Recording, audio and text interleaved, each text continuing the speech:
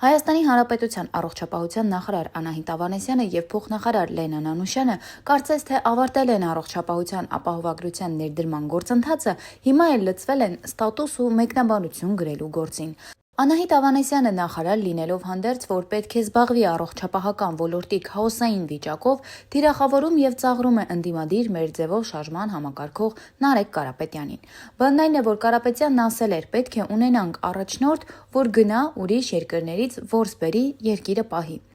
Որս նկատի ունենալով ռեսուրս։ Սրան անդրադառնալով Անահիտ Ավանեսյանն իր ֆեյսբուքյան անձնական էջում կիսվել եւ մեկնաբանություն էր թողել։ Այն Քոչարյանի խփած առյուծը ի նկատի ունի։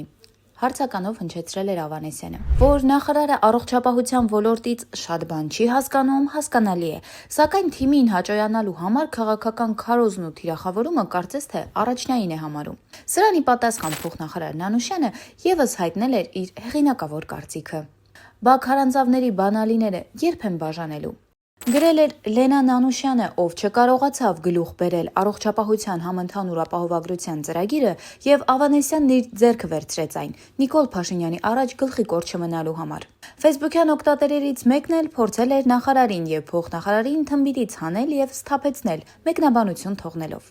Դուք ձեր գործով զբաղվեք, թե չէ առանց դեղ մնացինք։